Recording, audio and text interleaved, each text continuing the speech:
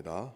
우리 김진경 목사님은 교회 사회봉사부장이 돼서 우리 교회 사회봉사부는 교회 밖의 사람들을 돌아보는 일들을 그리고 교회 안에는 교회 친교 커뮤니티를 만들어가는 그런 역할들을 감당하고 계십니다. 특별히 성경 통독성회에서는 여러분이 이제 말씀을 필사하면은 필사에 오탈자가 없는지를 확인하는 성경을 또 한 번 읽어야 되는 그런 역할을 하고 계십니다. 좋은 아침입니다. 네, 영상으로 깨어 있는 분들에게도 하나님의 은혜와 축복이 함께 하시기 바랍니다. 이제 말씀을 읽어가는데 오늘부터 오늘 목요일인데 토요일까지는 한 장씩 읽어가도록 그렇게 되어져 있죠.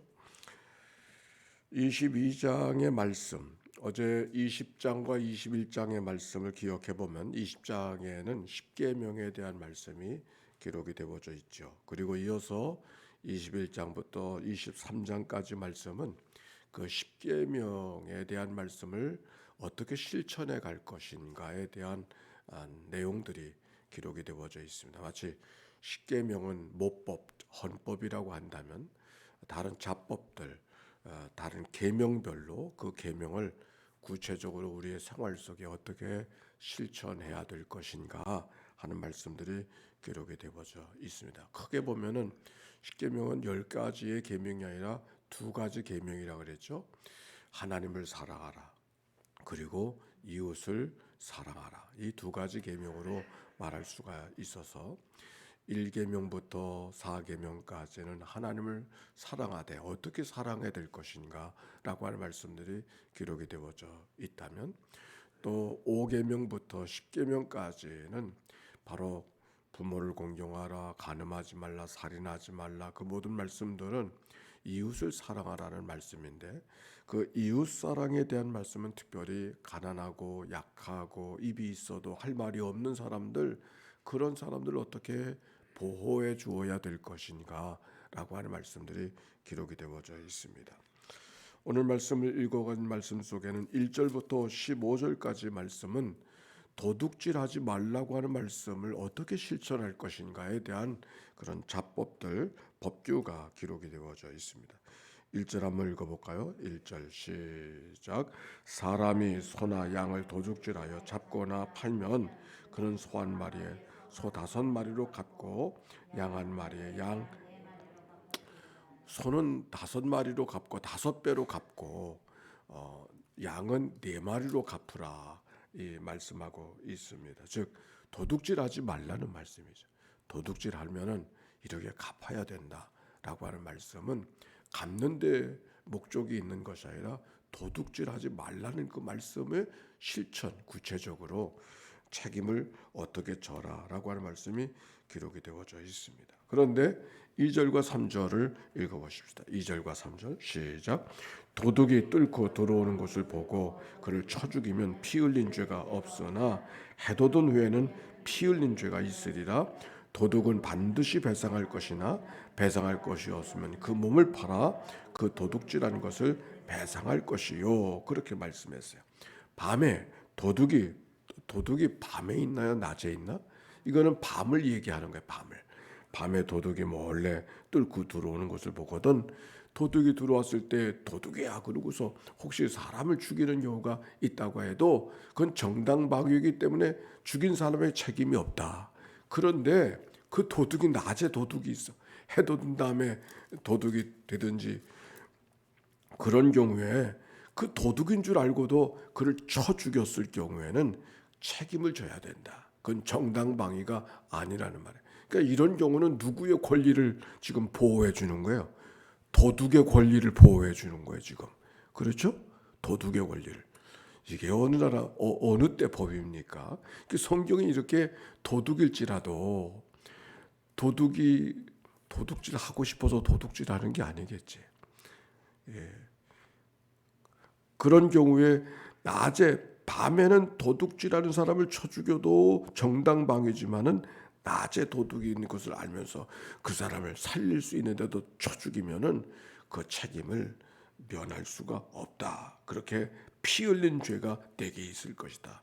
이렇게 말씀하시면서 오히려 도둑의 인권을 보호하는, 감옥에 가 있는 사람의 인권을 보호하는 그런 말씀이 오늘 성경 속에 기록이 되어져 있습니다.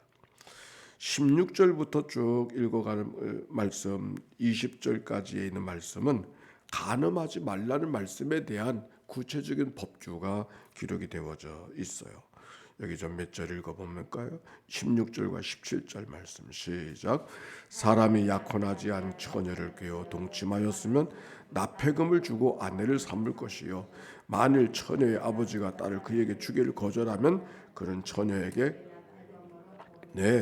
처녀를 꿰어서 결혼을 하게 되었을 경우에는 그때라도 지불금, 결혼 지참금을 지불하고 아내를 삼을 책임을 지고 아내를 삼으라. 그 사람이 아내가 되기를 원하지 않으면은 납폐금을 주어서 돈으로 값을 지불해라. 그런 말씀이 16절부터 20절까지에 있는 말씀, 특별히 16절과 17절 말씀이 기록이 되어져 있고, 18절부터 20절까지는 무당이나 또는 여러 가지 이방 제사에 대한 이야기들은 너희가 하지 말라고 하는 말씀이 그 말씀 속에 기록이 되어져 있습니다. 21절부터 24절까지 있는 말씀에는 특별히 가난한 자들에 대한 말씀이 거기 기록이 되어져 있는데, 21절 말씀 한번 읽어볼까요? 21절과 22절 말씀 몇 절 읽어봅시다. 시작. 너는 이방 나그네를 압제하지 말며 그들을 학대하지 말라. 너희도 애굽 땅에서 나그네였음이라. 네, 나그네들. 모세의 아들 이름이 뭐라 그랬죠? 게르솜이라 그랬죠. 그게 나그네 인생이라는. 성경에 보면 뜻밖의 나그네라는 말이 참 많이 나와요. 나그네라는 말씀이, 나는 거류하는 자, 그런 말씀이 많이 기록이 되고, 창세기 읽어갈 때도 그런 말씀이 많이 기록이 되어져 있는데, 여기 오늘 성경 가운데 있는 말씀에는 그 나그네의 권리, 나그네를 무시하지 말라고 하는 그런 말씀. 그래서 생각해 보니까 나그네는 누구만 나그네가 아니라 다 인생이 어떤 나그네로 살아가는 거죠. 인생이 어떤 나그네인가? 우리 유동식 박사님이 늘 이렇게 썼어요. 하늘 나그네다. 우리 모두가 다 하늘 나그네.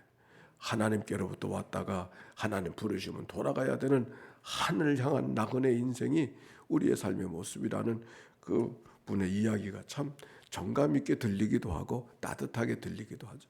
하늘 나그네들이 새벽에 모여서 나그네 생활을 어떻게 해야 되는가, 오늘도 말씀을 보고 있는 것이죠. 자, 22절부터 24절까지 말씀 또 읽어봅시다. 22절부터요. 시작.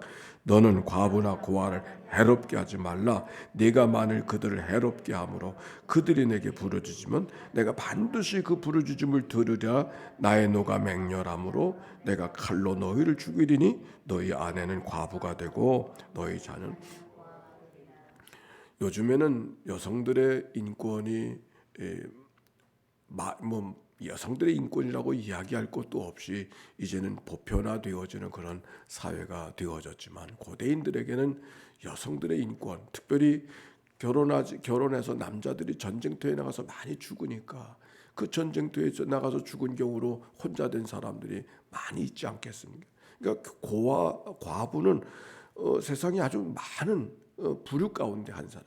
그래서 교회가 해야 될 일이 뭐냐? 그 과부를 돌봐주는 일이 교회가 해야 될 아주 중요한 일입니다.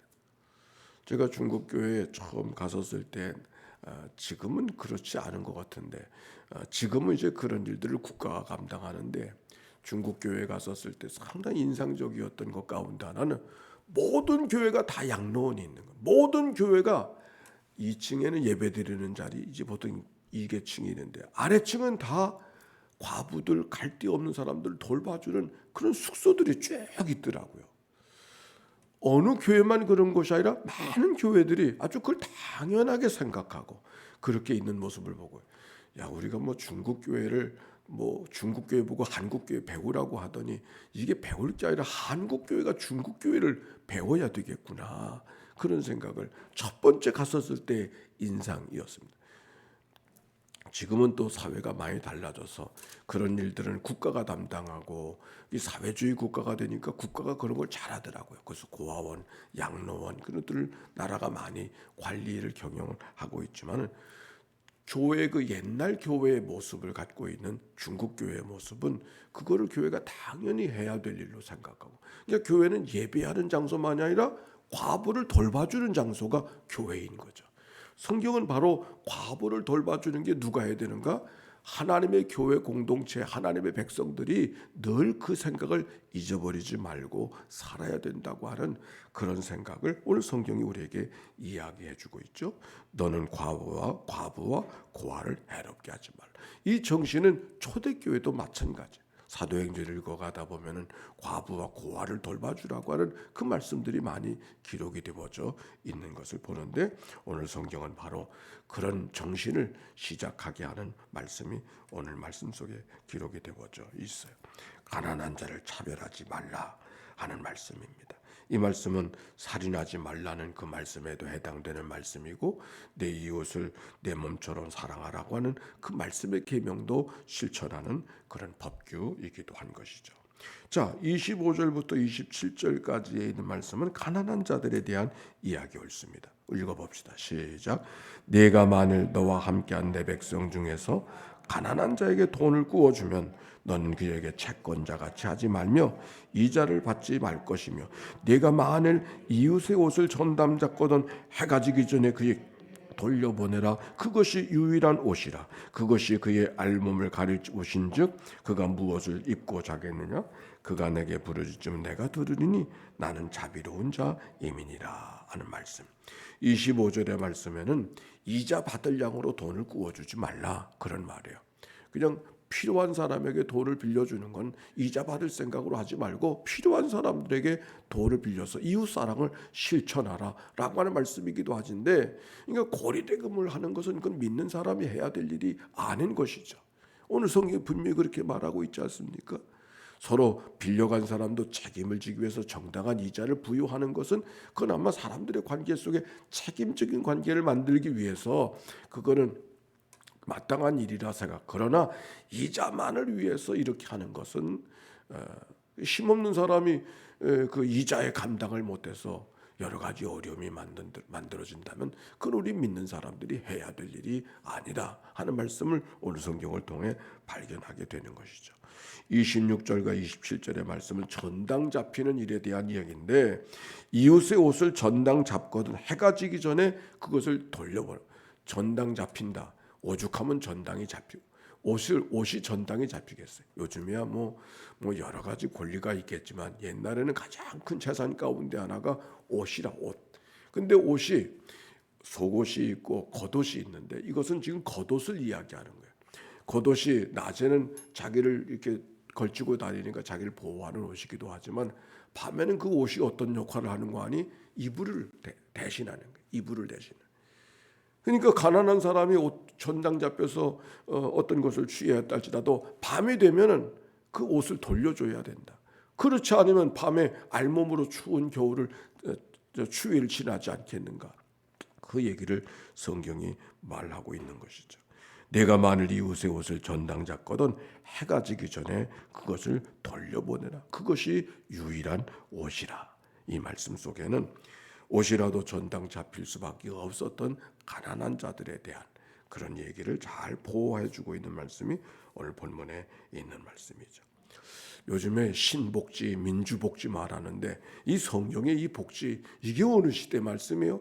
그 옛날에 복지, 이웃들과 더불어 배려하고 함께 더불어 살아가야 된다고 하는 것을 아주 구체적으로 세심하게 있는 말씀은 참 귀한 말씀이고 우리에게 귀한 것을 우리에게 알게 해주시는 말씀입니다. 28절 말씀. 28절에 이런 말씀이 있어요. 시작. 너는 재판장을 모독하지 말며 백성의 지도자를. 이 말은 이 말이죠. 재판을 받게 됐어요. 그런데 재판이 불만이 있어. 내가 원하는 대로 판결이 안 나오는 거예요. 저 재판장 되먹지 못한 재판장이라고. 그래서 손가락질하고 저주하지 말라. 그런 말씀이에요. 이 말씀은 무슨 말씀과 더불어 십계명의 무슨 말씀과 더불어 연결이 되는가 하니까 부모를 공경하라는 그 말씀은 어른들을 공경하라는 그 말씀으로 이어져 본다고 하면은 지도자를 귀하게 여길 줄 알아야 된다. 영적 아비들을 귀하게 여겨야 된다. 이 말씀이 이 말씀과 더불어 연결할 수 있는 말씀이 되지 않겠나 생각하게 됐습니다. 자, 그다음에 29절부터 있는 말씀 또 보십시다. 29절, 30절에 시작. 너는 내가 추수한 것과 내가 짜낸 즙을 바치기를 더디하지 말지며 내 처음 난 아들들을 내게 줄지며 내 소와 양과 그와 같이 하되 이래 또한 여드레 만에 내게. 이 말씀은 하나님 앞에 제물 드리다가 차차 드리지 마음이 없는 건 아닌데 자꾸 시간을 끌지 말고 하나님의 것은 네가 드리기를 원하면 지체하지 말고 하나님 앞에 드려라. 그런 말씀이 오늘 이 말씀 속에 담겨져 있는 뜻이 옳습니다. 하나님 앞에 바치려고 결정했으면 더디하지 말고 하나님 앞에 드릴 수 있도록 하라. 즉 하나님께 바칠 제물을 도둑질하지 말라. 그 말씀이기도 한 것이죠. 그래서 그렇게 하게 되어지면 마지막 절 말씀 31절 말씀 한번 읽어보시죠. 시작.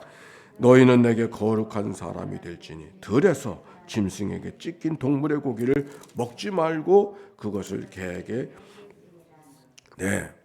출애굽기 15장에 보면 무슨 말씀이 기록이 되어져 있냐면 너희가 내 말을 잘 듣고 내 언약을 지키면, 우리 한번 찾아봅시다. 출애굽기 19장 5절. 하나님께서 백성들을 불러서 내가 누군가를 이야기하면서 내가 독수리처럼 너를 인도하였다고, 그래서 출애굽할 때 그렇게 관계하였다고 말씀하시면서 15절과 6절 시작. 세계가 다 내게 속하였나니 너희가 내 말을 잘 듣고 내 언약을 지키면 너희는 모든 민족 중에서 내 소유가 되겠고 너희가 내게 대하여 제사장 나라가 되며 거룩한 백성이 되리라. 너는 이 말을 이스라엘 자손에게 전할지니. 지금 이 계명들을 주시기 전에 주셨던 말씀에 너희가 누군가, 너희가 내 소유가 되겠고 제사장 나라가 되고 거룩한 백성이 되게 하시겠다.